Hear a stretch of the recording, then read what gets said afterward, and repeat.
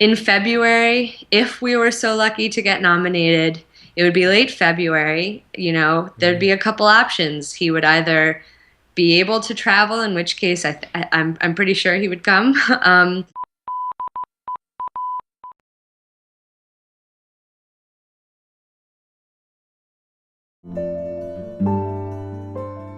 The sentence on the backpack is come from a letter of the earthquake survivors and the parents of this girl.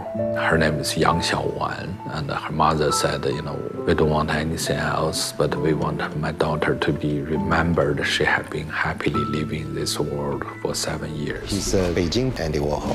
He wants to shock you.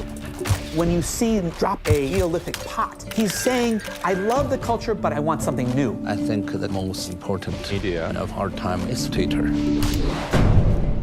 Thanks a lot, Alison, for doing the interview with me. I'm really excited. You're someone I've known from the internet for a while, so I'm really excited that we're getting to talk one-on-one. Yeah, I remember seeing your film. I think you finished the footage at the time, and then you're raising fund and finishing the film. And now there's Oscar shortlist. So my first question to you is, first of all, going back a little, how did it feel for you, and what was it like when you were first narrowed down to the 126 films, and now the 15 shortlisted Oscar just a few days ago? Such a thrill. It's obviously the kind of thing that makes you remember how far you've come and how unimaginable being here, felt a couple of years ago. I never would have dreamed that this project would come this far. I mean, that's how I felt at Sundance already. And so the fact that it's been such a long journey is really great. The other thing is, this is such a good year for documentaries. There's so many incredible films out. And I think the whole list and many films that aren't on the list too are so deserving and so strong. So I definitely didn't feel like it was, a guarantee at all. But I was really, really hoping that we'd make the short list because I feel like it matters to so many people around the world. I feel like for a documentary, the Oscar shortlist and the Oscars are a really good platform. And the number of, tweets I saw in Chinese and, people who are following this because of Weiwei, it's really exciting. Yeah, I think it definitely make a difference. How does it feel for you to beat, I hate to use the word beat, but beat the likes of Central Park 5 by Ken Burns and Head Games by Steve James? There's some other big films, but yours got selected into the 15. Well, I think always with these awards, you can kind of feel like, I mean, nobody makes these movies for the awards because, it's so much work, so much effort, and all the films are reaching audiences, and some, the films that you've mentioned are certainly getting other acclaim and have been seen by a lot of people, and that's really the main goal. I kind of feel like in a way it's just kind of lucky who ended up being the 15, but I didn't think about it in reference to Ken Burns. I mean, that's kind of crazy. Yeah, right. It is. I thought about that. I mean, I think this whole time it's been really thrilling. Anytime to have my film seen I think part of it is also to have my film seen by the likes of, and then you can list all these incredible directors who are in the Academy documentary branch. I mean, just thinking about it and the fact that people have seen the film, to me, was already exciting. So to get sort of mentioned above, I mean, I think it's a testament to the work I did, and it's also a testament to the importance of the story. And now let's talk about the documentary subject, Ai Weiwei. I love the Facebook photo of Weiwei carrying an Oscar. Did you, Weiwei or a fan, Photoshop it in? Well, I did that with one of the fans of the film because I felt like we have this incredible social media community, both on Twitter and Facebook, and sometimes it's different groups, sometimes it overlaps, but we have almost 28,000 people on Facebook, and I know they love to remix images of Ai Weiwei, and they love when we post images of Ai Weiwei. So I reached out to a couple people, and I said, let's see if we can do something with Ai Weiwei and the Oscar. And actually, I remembered the picture. You know, the original picture is Ai Weiwei carrying a cardboard cutout of Angela Merkel when Yeah, she right. made a visit to Beijing, Yeah, and that she didn't visit him or didn't like, exactly, yeah, and right. was Didn't say to visit. anything. So when I was thinking about a picture that we could play with, I thought of that one. And really, it's about kind of engaging the fans on Facebook, and we had over 130 shares of that picture. And I think that it makes sense that, especially for a film like this, which is about art and also about irreverence on the internet, that giving fans something to play with is really important. Right. And speaking about Weiwei, how do you plan to have Weiwei join the Oscar festivities if you do get nominated and do get to go there? Wow. Well, I mean, my heart races when you just bring up that question, because obviously that has been kind of the dream for a while now. The idea that we had a chance to go to the Oscars, but even more the idea of Weiwei, get your tux, was really fun. And I know that we sort of talked about. I mean, I told him earlier this year. I said, the film can qualify for an Oscar, when I was explaining to him how the release was happening and why we had to wait for a while, and then it was going to go in theaters. And he was sort of like, why aren't we just putting this all online? And I said, well, there are these reasons, and one of the reasons is to qualify for the Oscars. And he was like, this could qualify for the Oscars? So I knew he was excited. And definitely it was a dream to imagine him coming. That said, we weren't sure. There was a part of us that hoped that maybe he'd have his passport back by now. Right, yeah. And he's still unable to leave China. They still are holding his passport. Yep. Let's think about it. In February, if we were so lucky to get nominated, it would be late February. There'd be a couple options. He would either be able to travel, in which case I'm pretty sure he would come. And if not, I think that's one of the reasons I was so excited about the idea of a nomination, because it could bring that kind of issue to the front. He couldn't come to his show at the Hirshhorn in Washington, D.C. this fall, but it wasn't a huge kind of campaign about how he couldn't come. And part of that was because it was before the leadership change. And I think, it was a very important moment a few years ago when the leadership party changed. And I think that we were all kind of figuring, let's see what happens after the leadership change. Now that we're going to be after, I mean, and Hollywood is such a, the Oscars, it's such a high-profile event, there would be an opportunity to kind of make some noise about why can't he come. Obviously, really cool if he could come on Skype, but the Skype technology with his connection there isn't always the best. So obviously, it could be iffy on stage, right? I mean, bringing him on stage via Skype, it's like... It would be, I think.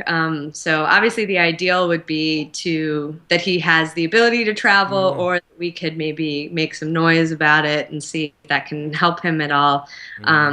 But you better believe he would want to come. Right. But on a serious note, this wouldn't hurt him, right? I mean, in a sense, like we won't have another disappearing egg, a magical egg happen to Weiwei because of this. As the film says, one of the most important lessons about the Chinese sort of system that I think is contained in the film is that China is unpredictable, something Ai Weiwei says.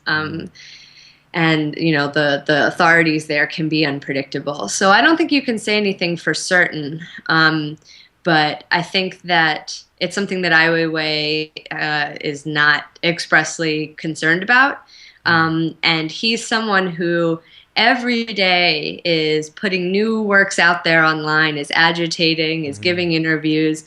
And so in a way, I mean, the Oscar would be a recognition of a film that has already been traveling the world all year. It's not as much a new act as every day what Ai Weiwei does online. So that's kind of always how I viewed it. The film is very, very powerful, but Weiwei and also all the other people in the film, they continue to they make their own fate, which is which goes up to the minute and is much broader than just their appearance in the film, if that makes sense. So Yeah, I don't really see the film as being the main determining factor for Ai Weiwei.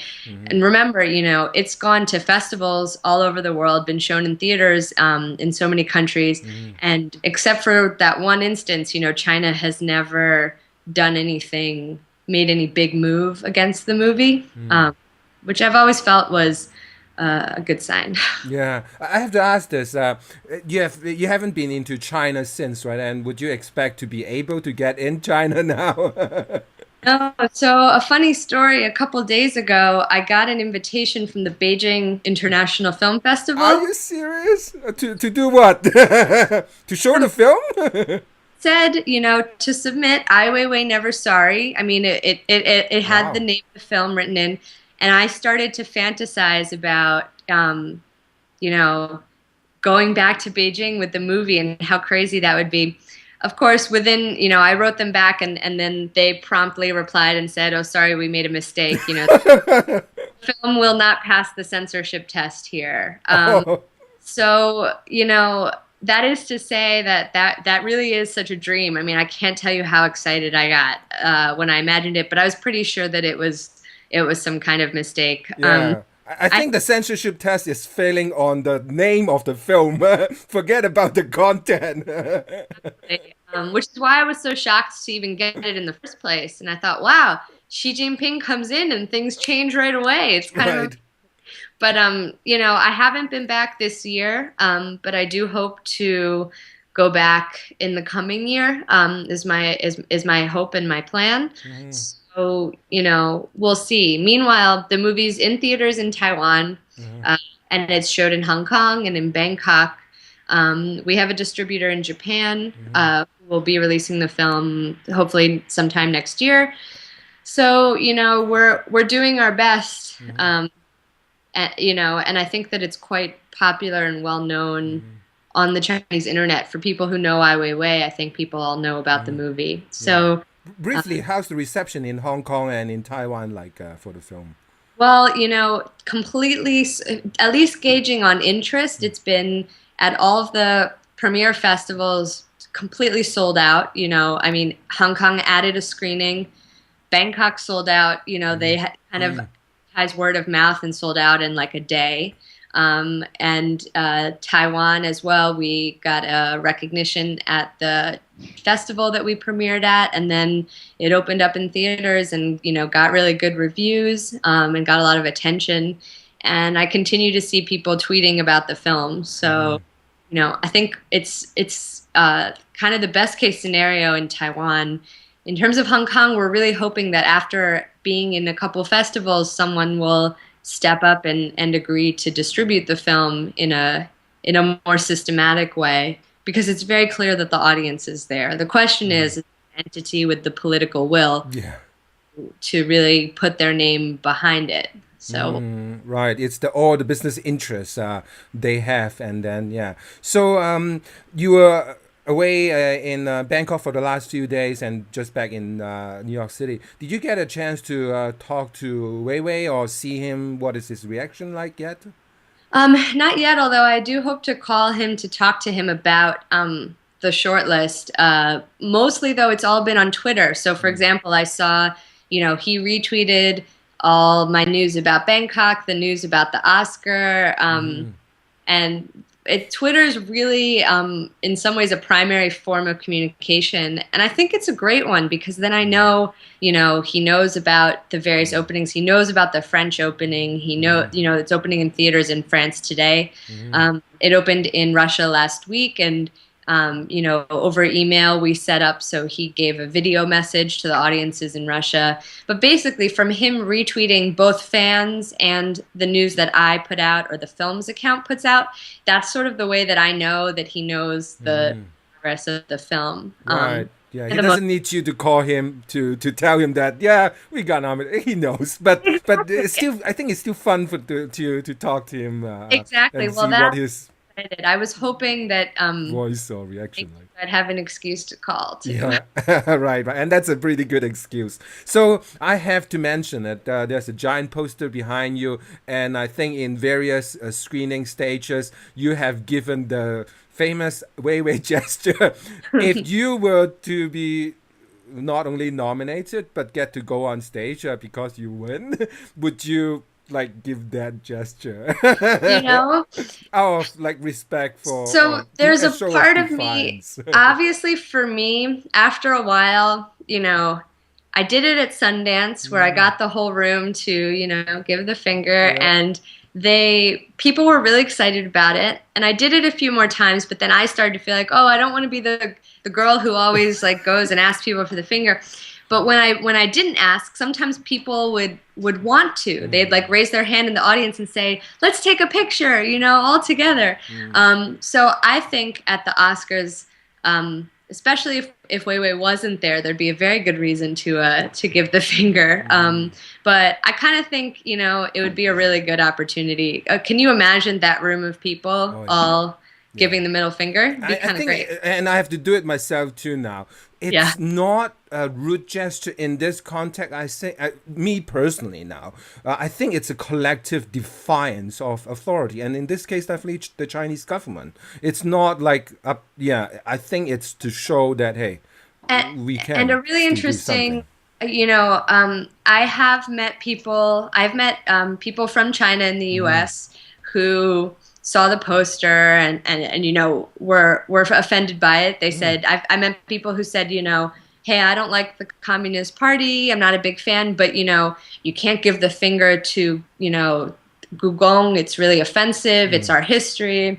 Or people who say, I admire Ai Weiwei, but not the way I don't like his approach. It's too in your face.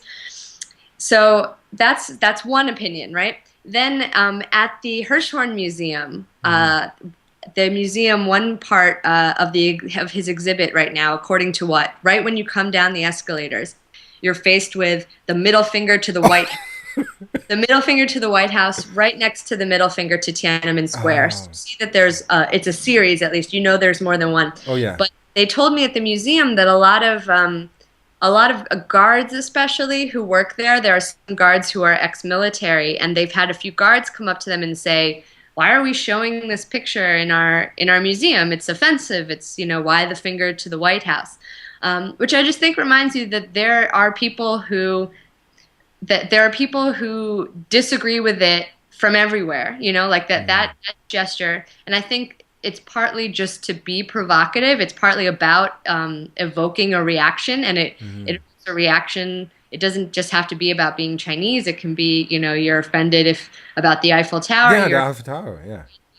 And that's why I think even more it proves exactly what you said, that it's more about this universal, the right to make the right to make a criticism, the right to question, the right to be defiant to any authority, and and also to have a discussion about that. And I really think it's effective in that way. So my final question to you now is on January 10th, I think it's like 5:30 Pacific time. Will you be staying awake and waiting and watching TV, or what will you be doing? That's a good question. I mean, I was definitely checking Twitter a lot for the shortlist. I guess, I will be trying not to be too nervous that day, and I'm sure I'll be near my computer, near Facebook and Twitter, just as I would be. And I should be in the U.S. When I found out about the shortlist, I was in Bangkok, but now I plan to be in the U.S. January 10th. So hopefully, we'll have a reason to talk again then. Exactly. That's my hope too. Hopefully we'll have a reason to talk again. And please put me on the interview list now. Absolutely. And I'm sure like with that 5, and there'll be a lot more interview. But like you said earlier, I think the key is to get more attention to the film and the issues that you have so wonderfully covered. Yeah. It's an awesome film. I've watched it. I really liked it, and thanks a lot for the interview, Alison. My pleasure. Thank you so much, Kempton.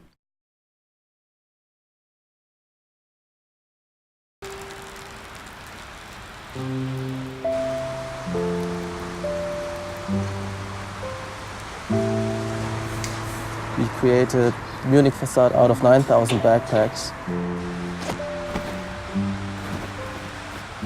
We experimented with graphics, writings, abstract graphics. In the end, we went to the slogan because this was the only way to get the message clear. The sentence on the backpack is come from a letter of the earthquake survivors and the parents of this girl. Her name is Yang Xiaowan, and her mother said, we don't want anything else, but we want my daughter to be remembered. She had been happily living in this world for 7 years. The motive was there when Weiwei brought back those photos from the earthquake.